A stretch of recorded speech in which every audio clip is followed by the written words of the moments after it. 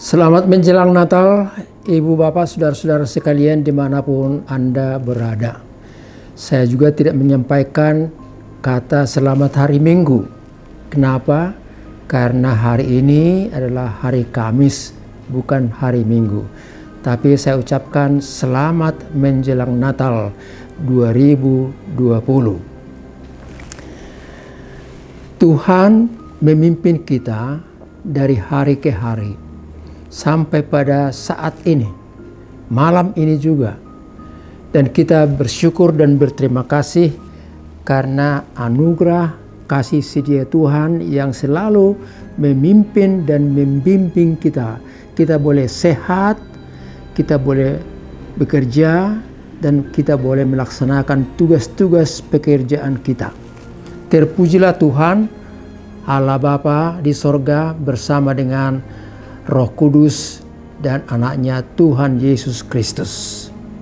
Saudaraku yang terkasih, mari kita dengar firman Tuhan yang diperuntukkan untuk perayaan Natal tanggal 24 Desember 2020 pada hari ini.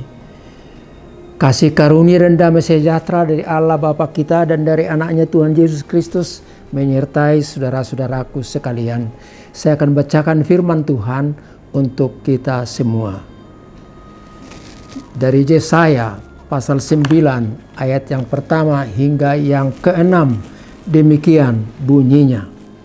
Bangsa yang berjalan di dalam kegelapan telah melihat terang yang besar. Mereka yang diam di negeri kekelaman, atasnya terang telah bersinar. Engkau telah menimbulkan banyak sorak-sorak dan sukacita yang besar. Mereka telah bersukaria di hadapanmu, seperti sukacita di waktu panen, seperti orang bersorak-sorak di waktu membagi-bagi jarahan. Sebab kuk yang menekannya dan gandar yang di atas bahunya serta tongkat si penindas telah kau patahkan seperti pada hari kekalahan Midian. Sebab setiap sepatu tentara yang berderap-derap dan setiap jubah yang berlumuran darah akan menjadi umpan api.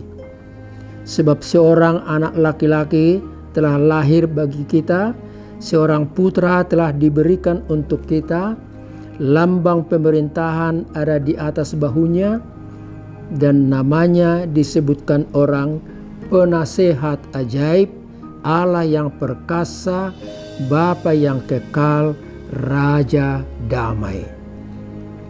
Besar kekuasaannya, dan damai sejahtera tidak akan berkesudahan di atas takhta Daud dan di dalam kerajaannya.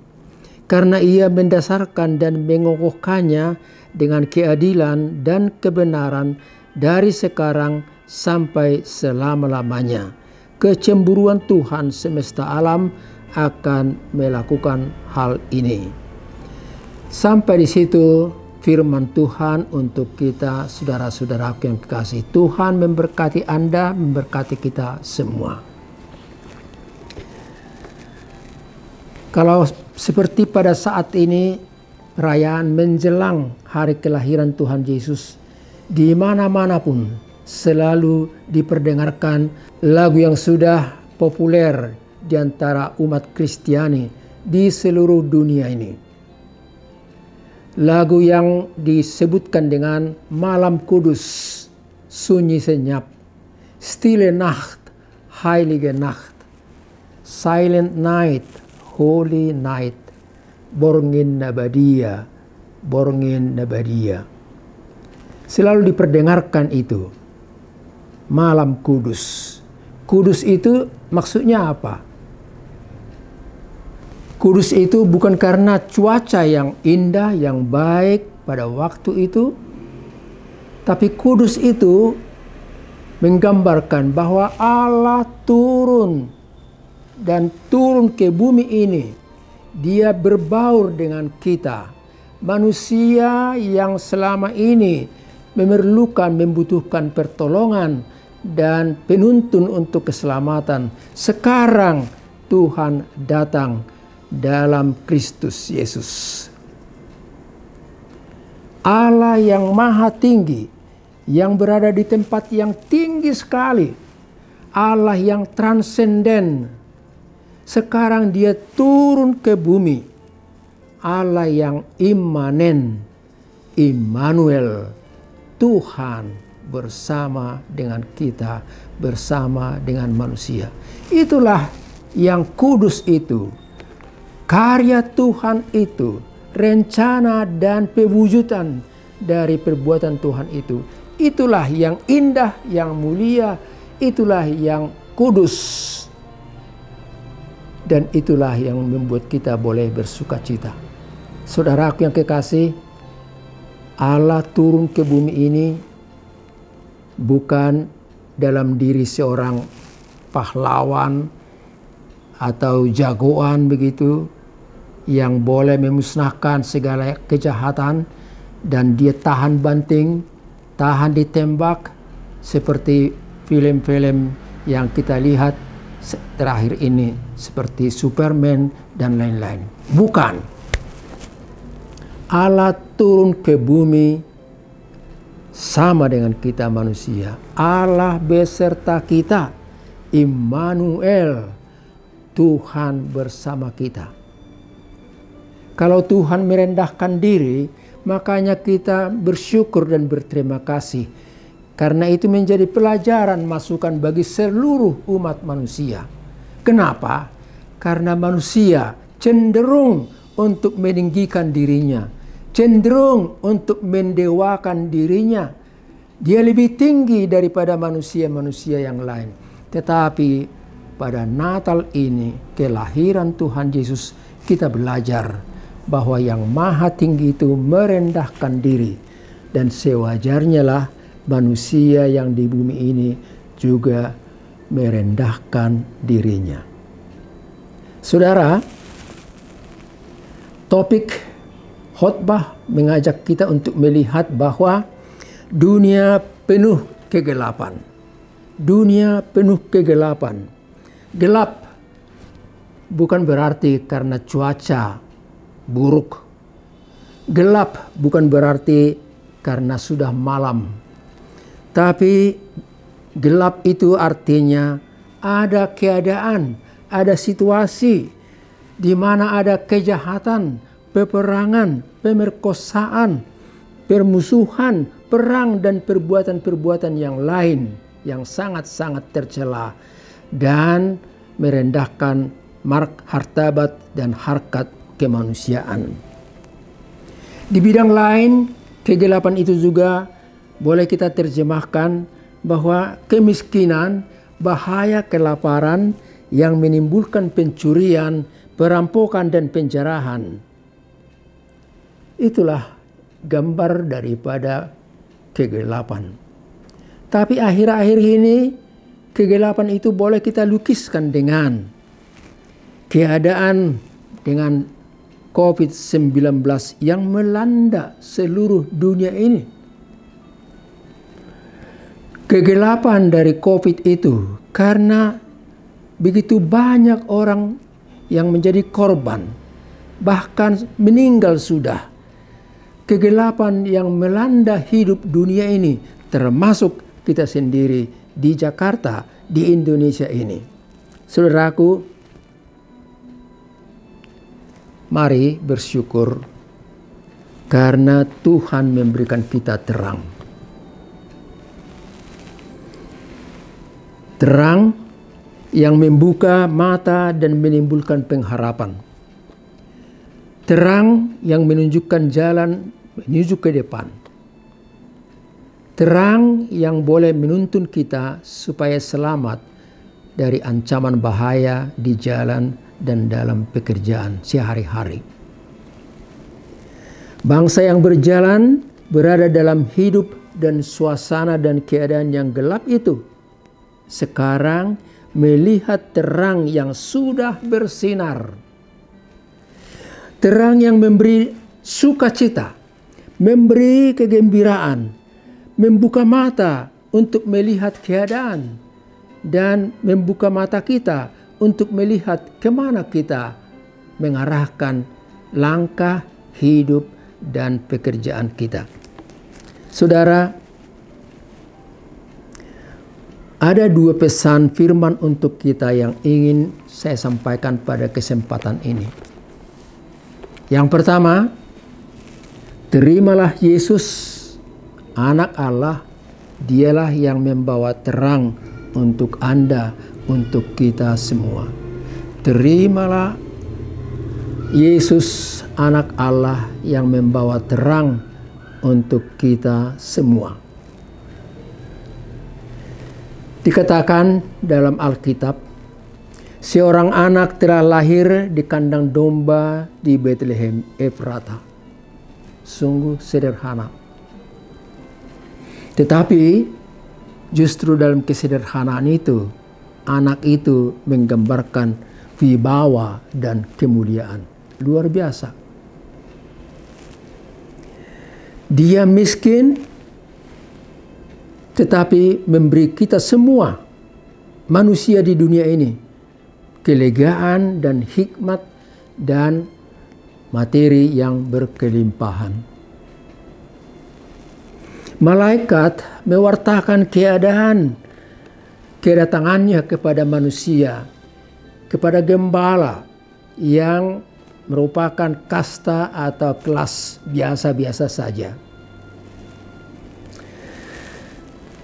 Malaikat itu mewartakan bahwa juru selamat Immanuel itu telah lahir. Diam bersama dengan kita. Dia yang diurapi juru selamat dunia. Dan malaikat bersama bala tentara surgawi memuji Allah dan berkata, kemuliaan bagi Allah di tempat yang maha tinggi dan damai di bumi di antara orang yang berkenan kepadanya. Saudara, apa artinya situasi itu? Saya memahami bahwa Allah menampakkan kemuliaannya, rencananya bagi orang-orang sederhana, orang-orang yang miskin, tapi berhati tulus kepada Tuhan. Itulah gembala dalam pekerjaannya, dan itulah juga gambaran daripada Yusuf dan Maria, pasangan hidup yang sederhana, tapi yang hatinya tulus dan percaya kepada Tuhan, dan mereka dipakai oleh Tuhan untuk menampakkan kemuliaannya, mewujudkan janji-janjinya dengan lahirnya Yesus Immanuel itu. Saudara, kita belajar dari situ. Tuhan memakai orang-orang yang sederhana. Dia tidak memakai orang yang sombong, yang tinggi hati, yang kaya raya, yang penuh kuasa seperti orang-orang di istana itu. Tapi dia justru kepada orang yang hatinya tulus dan sederhana, gembala, Maria, dan Yusuf. Saudara, Allah berkata melalui firman ini bahwa terang yang menerangi kegelapan itu telah datang. Kemudian hari sesudah Tuhan Yesus bekerja, dia berkata untuk kita, akulah terang dunia. Barang siapa yang mengikut aku, dia tidak akan berjalan dalam kegelapan, tapi dia akan melihat terang itu. Demikian disaksikan dalam Yohanes pasal 8 ayat 12. Yesuslah terang dunia. Saudara,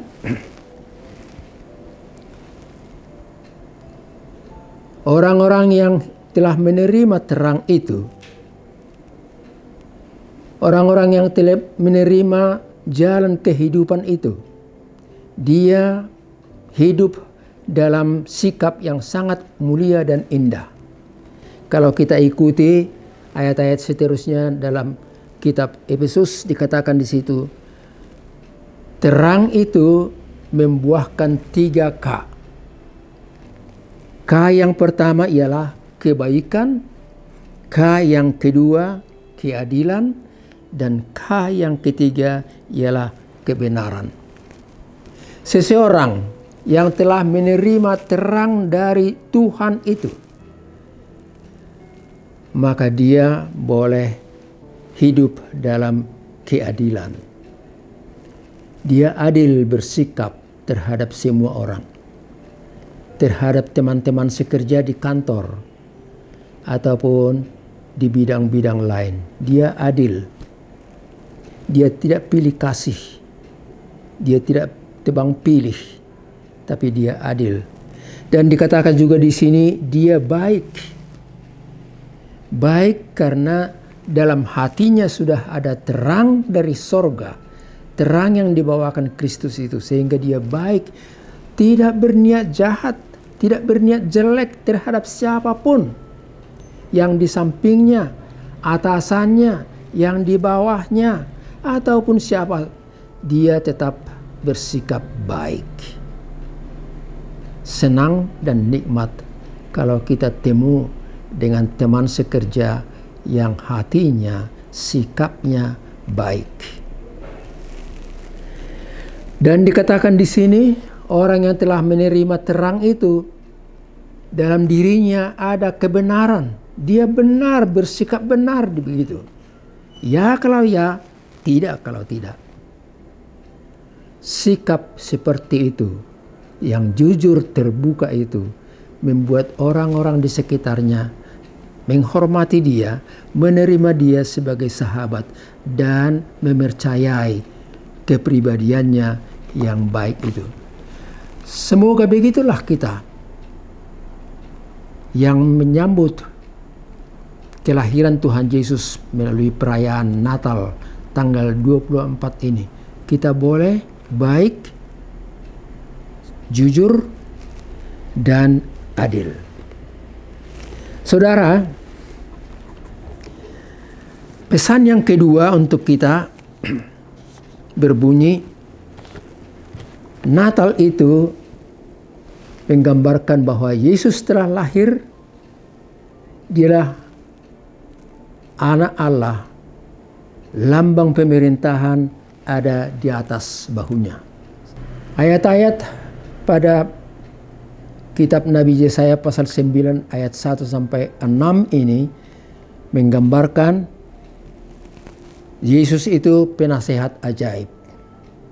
Bagi saya bukan hanya seorang konselor, tapi penasehat yang ajaib melalui tutur katanya, tegurannya, khotbah-khotbahnya, dan juga bimbingan-bimbingannya, pengajarannya. Itulah menggambarkan bahwa dia penasehat yang ajaib. Nasihatnya bukan hanya soal dunia, tapi nasihat-nasihatnya itu membawa kita untuk melihat sorga, dan kita yakin akan kehidupan kekal di sorga sana yang dia tuntun untuk kita ikuti dan jalani. Yesus adalah Allah yang perkasa, bukan dengan bintang di pundaknya atau tanda jasa di dadanya, bukan begitu. Tapi dikatakan di sini dia Allah yang perkasa karena memang dari ketulusan hatinya, kesiapsiagaannya, dan kesediaannya sampai mati di kayu salib untuk kehidupan, untuk keselamatan manusia, untuk penghapusan akan dosa-dosa manusia. Itulah keperkasaan daripada Tuhan Yesus. Bukan dengan senjata, tapi ketulusan hati dan kesediaan untuk berkorban sampai mati di kayu salib, menunjukkan bahwa dialah Allah dan Bapa yang perkasa. Dia Bapa yang kekal. Dia berkata, akulah Alfa dan Omega, yang awal dan yang akhir.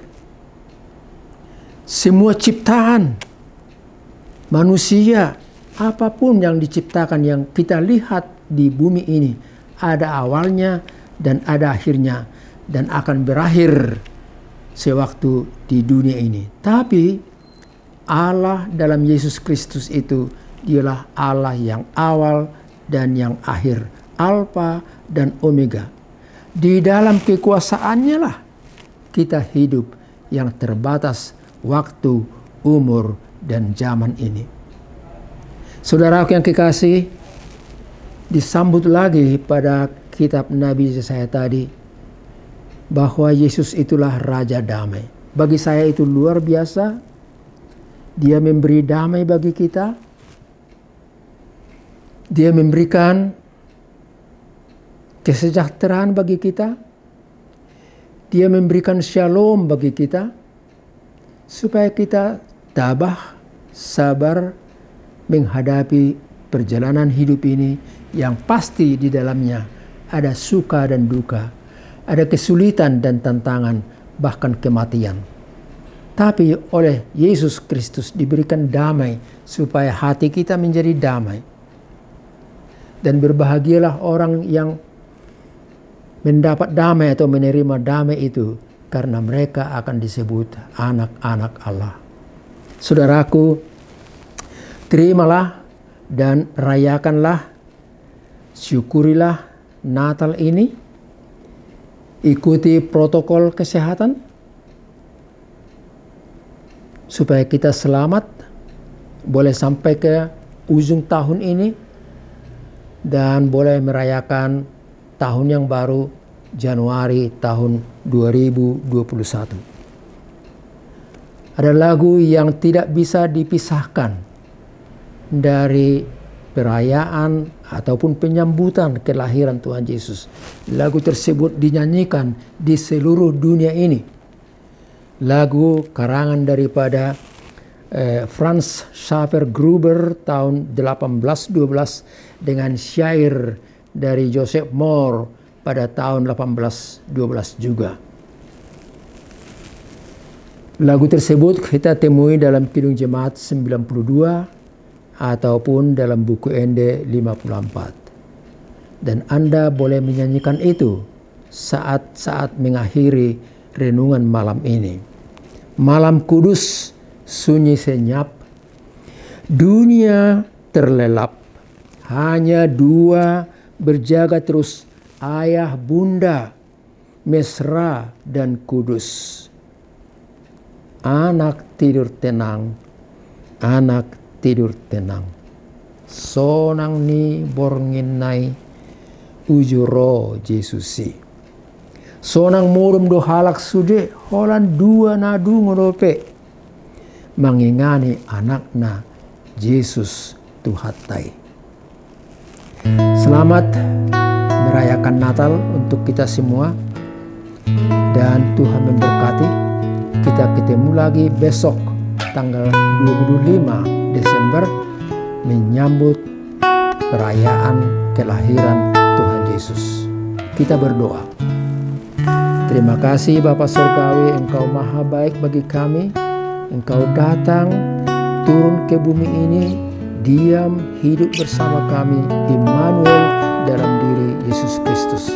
Biarlah hati kami diterangi oleh anak-Mu itu, supaya kami boleh menunjukkan kebaikan, keadilan, dan kebenaran dalam hidup ini, sehingga kami disenangi dan disukai oleh setiap orang dari suku yang berbeda-beda, agama yang berbeda pula. Terima kasih Tuhan, berkatilah firman yang barusan kami dengar di dalam Kristus Yesus. Amin.